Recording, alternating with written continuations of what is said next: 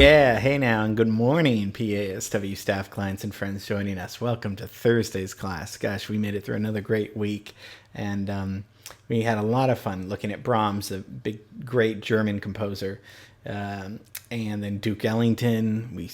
Got swinging with Duke. And then tomorrow we're going to see film scoring results for the Vertigo, your film scoring results, which I can't wait to share with you.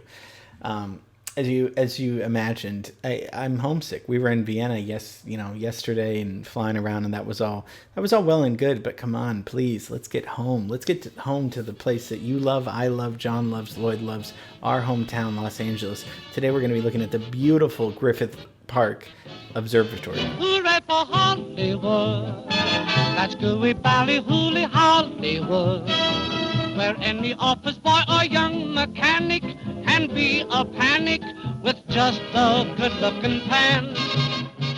This might be one of the most recognizable signs in Los Angeles. I mean, second to the Hollywood sign, it might be almost just as recognizable and important, and you can see it almost as well as a Hollywood sign. It is just a phenomenal building, kind of Greek revival, but Art Deco. That's the style of it. And it didn't open till 1935, which seems like a long time ago. But I mean, come on, let's get this timeline up here. We gotta see. I mean, 1935 was late in terms of Hollywood development, LA development. I mean, the Ambassador Hotel was way before anything almost. Hollywood signs 1923, so I mean it's 12 years after that. And then we looked at City Hall. Look at all these things. We've looked at Catalina last week, but these are all like in the late 20s, early 30s, and it doesn't. Griffith Observatory doesn't open until 1935, so pretty late. It took 2 years to complete, and the architects were John C. Austin and Frederick M. Ashley. And we talked about the very eccentric character, Colonel Griffith J. Griffith. Yes, first name and last name, Griffith. I mean, good thing that J's in there. He was eccentric not only for trying to kill his wife and shoot her, but for many other things. And while he was in prison for 2 years, some of these plans were going through. He wanted to build the observatory much earlier. He died in 1919, so he didn't get to see it, but he made some good deals for us, at least. I mean, in the sense of allowing this beautiful 3,000 acres or so of the land surrounding the Observatory of Los Angeles. And we talked about him a little bit because, I mean, we looked at the Greek Theater, which is right there. We looked at the Ford Theater. We're really getting to know the city. More people have looked through the Griffith Observatory telescope up there than any other telescope in the world. So that's kind of cool. I mean, that telescope up there is just so iconic. But, so Colonel Griffith J. Griffith donated about 3,000 acres. He donated the funds to build an observatory. So he didn't get to see it, but in his will it said, and an exhibit hall and also a planetarium, which is so fun. And he really wanted to make astronomy accessible to the public, which is really cool. I mean, I won't get into the telescope and astronomy because I don't know anything about that. I know that you guys thought I was really well versed in astronomy, but I'm not actually. So it was constructed with the funds from that Griffith left behind, and the observatory was given to the people in Los Angeles in 1935. And with the provision that it be operated for the public with no admission fee. That's what Griffith really wanted. He didn't want anyone to have to pay for this. And he didn't want anyone to change the name. So those were his two things. It had to be free and it had to be Griffith Park. Those were the only things. Of course, they didn't want his money in the beginning because of, he was a big drinker and then the gunshot incident and all that stuff.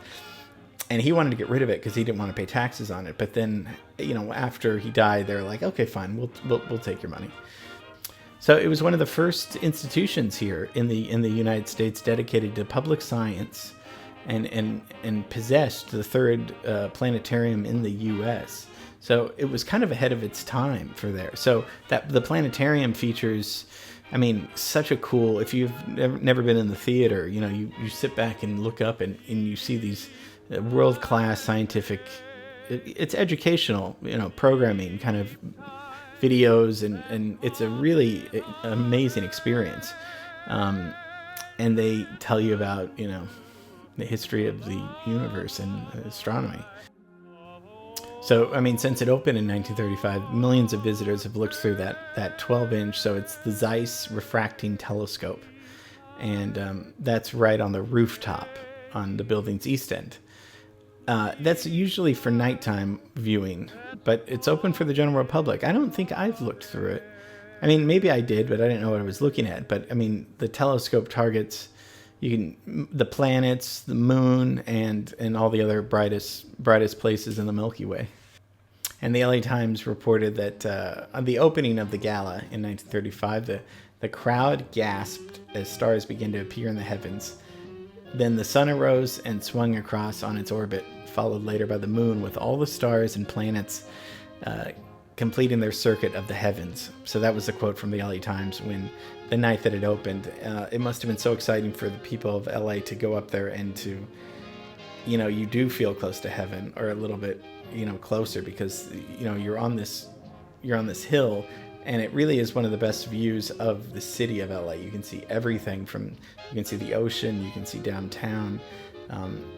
It's just, it's so much fun to be up there. So it's just a short little taste of LA history, a short little class. I don't really have any other scientific, information about telescopes or anything like that. But it's part of our city that's really, tons of movies were filmed up there. The Rocketeer is my personal favorite, but that's only because I watched it as a kid. But there's a lot of excitement just around there, and it's kind of cool. You can kind of just look up and take a look, even if you're. But yeah, it used to be free to park, but now, of course, it's $15. But it is free to walk around and go inside, and I don't know. I'm thinking field trip a lot, although I don't know if that would really happen, but let's after maybe this year we'll get to it. Okay, just a little taste of the city that we all love. Tomorrow's film scoring results Friday. Can't wait for that. Make it a great day. Let's make the rest of the day terrific today. So love you and miss you, and thanks for watching. See you tomorrow.